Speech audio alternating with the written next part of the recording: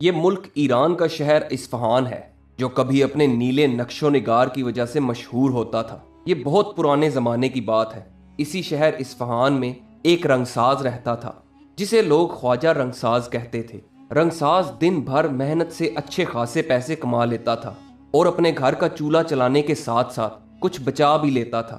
انہی دنوں بازار میں گندم کا ایک تاجر اصفہان آیا تھا۔ اتفاق سے وہ تاجر رنگساز کی دکان کے قریبی سرائے میں رہنے لگا۔ یوں ان دونوں کی آپس میں جان پہچان ہونے لگی۔ تاجر نے رنگساز کو بتایا کہ وہ شہر سے کوسوں دور ایک دیہات سے تعلق رکھتا ہے اور اسے اصفہان پہنچنے کے لیے لگاتار 7 دنوں کا سفر کرنا پڑتا ہے۔ غرض یہ کہ ان کی جان پہچان اتنی بڑھ گئی کہ وہ اچھے دوستوں کی طرح ہو گئے۔ رنگساز نے کھلے دل سے تاجر کو اپنے گھر میں رہنے کی دعوت دی، لہٰذا اب تاجر دن بھر رنگساز کی دکان پر بیٹھتا اور رات کو اسی کے گھر میں قیام کرتا۔ رنگساز بڑا ہی مہمان نواز تھا۔ اس نے تاجر کی مہمان نوازی میں کوئی کسر اٹھا نہ رکھی اور اپنے مہمان کی ہر ضرورت کو پورا کرتا۔ تاجر نے چند ہفتوں خوب اپنی خدمت کروائی اور رنگساز کی اس مہمان نوازی پر اس کا بہت شکریہ ادا کیا۔ تاجر نے رنگساز سے کہا، اگر تم بھی مجھے اپنی خدمت کا موقع دو گے تو مجھے بہت خوشی ہوگی۔ کیا ہی اچھا ہو اگر تم اپنے بیوی بچوں سمیت میرے مہمان بن کر آؤ۔ رنگساز نے کہا، کیوں نہیں، مجھے جب بھی موقع ملا میں اپنے عزیز دوست سے ضرور ملنے آؤں گا۔ تاجر نے رخصت لی اور وہاں سے چلا گیا۔ کچھ عرصے کے بعد دوبارہ تاجر اصفہان آیا اور اس بار پھر رنگساز سے خوب خدمت کروائی۔ اس بار پھر وہ دیہاتی تاجر رنگساز کو گاؤں آنے کی دعوت دے کر چلا گیا۔ خواجہ رنگساز نے کئی مرتبہ تاجر کی اسی طرح مہمان نوازی کی اور ہر بار کی طرح تاجر اسے اپنے گاؤں آنے کی دعوت دیتا۔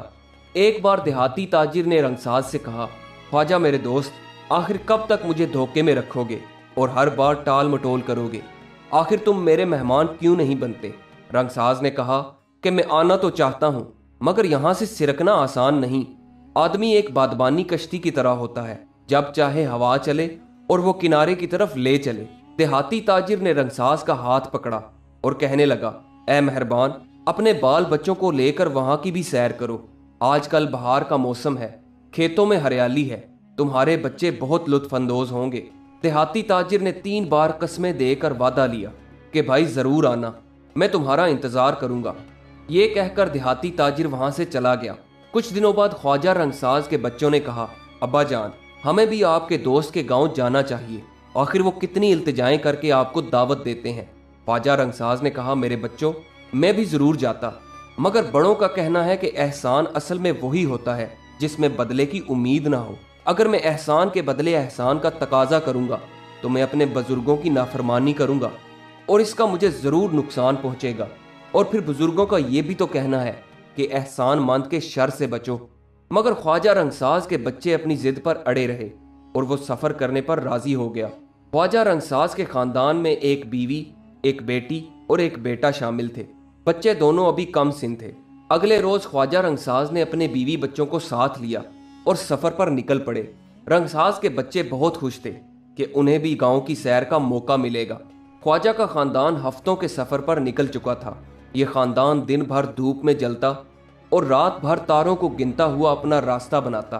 ہفتوں کے سفر کے بعد آخر کار خواجہ اپنے خاندان سمیت اس دیہاتی تاجر کے گاؤں پہنچ گیا۔ مگر خواجہ کی بدقسمتی، جب خواجہ کا سامنا دیہاتی تاجر سے ہوا تو اس نے اپنے محسن کو پہچاننے سے ہی انکار کر دیا۔ خواجہ رنگساز بہت حیران ہوا۔ وہ بولا، بھائی مجھے پہچانو، میں تمہارا وہی دوست ہوں جس کے پاس تم مہینوں قیام کرتے رہے ہو۔ دیہاتی تاجر نے فوراً نیک اور عبادت گزار ہونے کا بہانہ کرتے ہوئے کہا، بھائی میں تمہیں نہیں پہچانتا، میں تو عبادت میں اس قدر مشغول ہوں کہ مجھے اپنی بھی ہوش نہیں، مجھے تو یہ بھی نہیں پتا کہ میں نے دن میں کیا کھایا ہے۔ یہ کہتے ہوئے دیہاتی تاجر گاؤں سے باہر چل دیا تاکہ خواجہ کے خاندان کی مہمان نوازی سے بچ سکے۔ خواجہ رنگساز لوگوں سے پوچھتے ہوئے اپنے خاندان کو لیے دیہاتی تاجر کے گھر پر عزیزوں کی طرح آیا، مگر گھر والوں نے دروازے بند کر دیے۔ خواجہ یہ حال دیکھ کر مارے غصے کے دیوانہ ہو رہا تھا، مگر بے موقع غصہ تھا کیونکہ اب جو ہونا تھا وہ ہو چکا تھا۔ مگر خواجہ کے دل میں ابھی بھی امید تھی کہ ضرور میرا دوست مجھے پہچانے گا۔ الغرض خواجہ کا یہ قافلہ 5 دنوں تک اس دیہاتی تاجر کے دروازے پر کھڑا رہا، رات بھر سردی میں ٹھٹھرتا اور دن بھر دھوپ کھاتا۔ ख्वाजा के पास अब खाने का सामान और पैसे भी खत्म हो चुके थे। अक्सर ऐसा ही होता है कि शरीफ लोग कंजूसों के दस्त नगर हो जाते हैं। ख्वाजा का भी यही हाल था। जब भी वो अपने एहसान फरामोश दोस्त को देखता तो उसे दूर से सलाम करता और उसे याद दिलाने की कोशिश करता कि मैं तुम्हारा फलां दोस्त ख्वाजा हूँ, मगर देहाती ताजिर उसे दूर से ही सलाम का जवाब देकर पहचानने से इनकार कर देता और कहता कि मैं आपको नहीं पहचानता, मैं तो इबादत और अदाए फ़र्ज में ऐसा महव हूँ कि अपनी भी सुध-बुध नहीं, बल्कि मुझे ये भी खबर नहीं कि जिंदा हूँ या मुर्दा हूँ। ख्वाजा ने कहा कि मेरे लिए ये वक्त क़यामत से कम नहीं जिसमें भाई भाई से दूर भागेगा। इसने अपनी गुजरी हुई खिदमतें याद दिलाईं और कहा कि मैं वही हूँ जिसके दस्तरखान पर तुमने क्या क्या नेमतें खाईं। रात को आरामदेह बिस्तर मिला, मगर देहाती ताजिर ये कहता कि ये क्या बक रहे हो, ना मैं तुझे जानता हूँ और ना ही तेरी मेहमान नवाजी की मुझे कोई खबर है। खुदा की करनी ऐसी हुई कि अगली रात तूफानी बारिश शुरू हो गई। ख्वाजा का ख़ानदान बेचारा बारिश में भीगना शुरू हो गया। जब ख्वाजा ने बीवी बच्चों की ये हालत देखी तो ज़ोर ज़ोर से देहाती के दरवाजे को बजाना शुरू कर दिया। नौकर ने दरवाज़ा खोला तो ख्वाजा ने कहा अपने सरकार को बुलाओ। जब ख्वाजा खूब रोया धोया तो जालिम देहाती दरवाजे पर आया। देहाती बोला, आखिर तुम चाहते क्या हो? ख्वाजा बोला, मैंने मेहमान नवाजी के सब हकूक माफ़ किए, जो कुछ मैं समझा था इससे भी बाज आया। ज़रा मेरी और मेरे बच्चों की ये हालत देखो। धूप और सर्दी में ये 5 दिन हम पर 5 बरस के बराबर गुजरे हैं। अब बारिश की सख्ती की वजह से मुझसे मेरी बीवी बच्चों की ये हालत देखी नहीं जा रही। मैं तुमसे इल्तिजा करता हूँ, या तो तुम हमें कत्ल कर दो, मैंने तुम्हें अपना खून माफ़ किया, या फिर इस बारिश से बचने के लिए अपने घर का एक गोशा हमें आज रात के लिए दे दो। खुदावंद ताला रोज़े क़यामत तुम्हें इसका अजर देगा।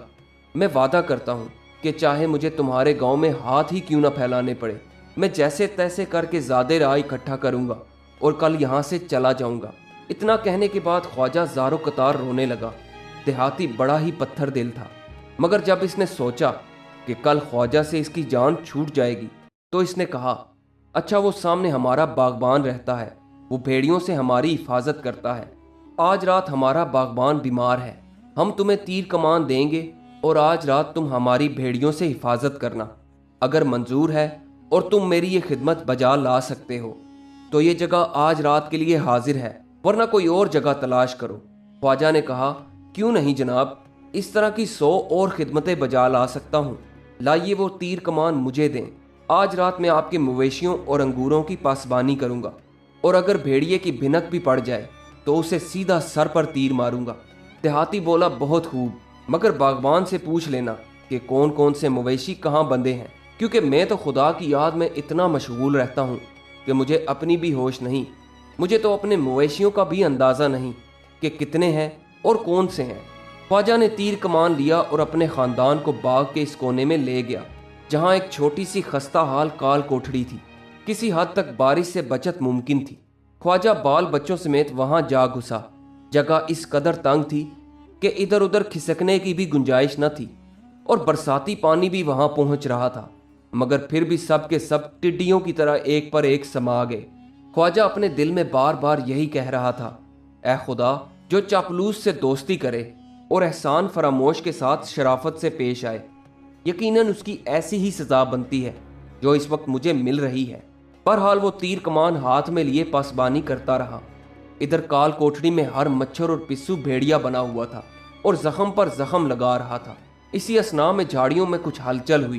ख्वाजा समझ गया कि अब तीर चलाने का वक्त आ गया है, लिहाजा इसने तीर कमान को निशाने के लिए तैयार कर लिया।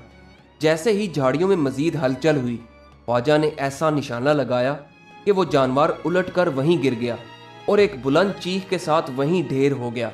देहाती ने जानवर की चीख की आवाज़ सुनी तो फौरन बाग की तरफ लपका और हाय हाय करता हुआ ख्वाजा के पास आया। देहाती ताजिर का शोर सुनकर गांव के लोग भी उधर को आ निकले। देहाती बोला, ए लोगो, इस नामाकूल ने मेरे बछड़े को मार दिया है। ख्वाजा बोला, नहीं जनाब, वो तो भेड़िया है जो घात लगाकर छुपा हुआ था, मैंने मौका पाते ही इसका काम तमाम कर दिया। देहाती बोला, हरगिज नहीं, यकीनन वो झाड़ियों में मरा हुआ मेरा बछड़ा है। अगर आप मुझसे मुत्तफिक नहीं हैं तो आप अच्छी तरह तहकीक कर लें। अंधेरे में कोई भी चीज़ सूझा नहीं करती। और बारिश की वजह से तो आज की रात और भी तारीक है। मुमकिन है आपको गलत फहमी हुई हो। देहाती बोला, हो ही नहीं सकता, ये रात तुम्हारे लिए अंधेरी होगी, मगर चूंकि मैं अपने बछड़े की आवाज़ अच्छी तरह पहचानता हूँ, इसलिए ये रात मेरे लिए रोज़े रोशन की तरह है। ये सुनते ही ख्वाजा गुस्से से बिलबिला उठा और देहाती को गरेबान से पकड़कर बोला, ऐ बनावटी के नेकोकार, तूने मेरे साथ बड़ी चाल खेली। मेरे सामने तो तू ऐसा बना रहा जैसे किसी ने भंग और अफयून पी ली हो। जब तू इस अंधेरी रात में और बारिश के इस शोर में भी अपने बछड़े की आवाज़ पहचान सकता है, तो तूने मुझे कैसे नहीं पहचाना? तू तो बड़ा जालिम निकला। अपने 10 बरस के कदीम दोस्त को भी पहचानने से इनकार कर दिया। तुमने इस मेहमान नवाजी की भी लाज नहीं रखी। तुम तो कहते थे कि मुझे अपनी भी खबर नहीं, मेरे दिल में तो सिवाय खुदा के कुछ नहीं। तुमने तो यहाँ तक कह दिया कि जो कल खाया वो भी याद नहीं। तू तो फकीरी की बड़ी बड़के मारता था और आशिकाने खुदा की सी बातें करता था। अब गैरत खुदा ने तेरी आजमाइश करा दी है। तुझे तेरे बछड़े की आवाज़ ने रुसवा करा दिया और तेरी बेखुदी का राज फाश कर दिया। खुदा धोखे और फरेब को इसी तरह रुसवा करता है और भागे हुए शिकार को इसी तरह गिरफ्त में लेता है। गांव वालों ने जब ये सारा माजरा देखा तो सब के सब इस देहाती को बुरा भला कहने लगे और सब गांव वालों ने ख्वाजा से शर्मिंदा होकर माफ़ी मांगी। अगले रोज़ गांव के बड़ों ने फैसला किया कि इस देहाती ताजिर को गांव से बेदखल कर दिया जाए।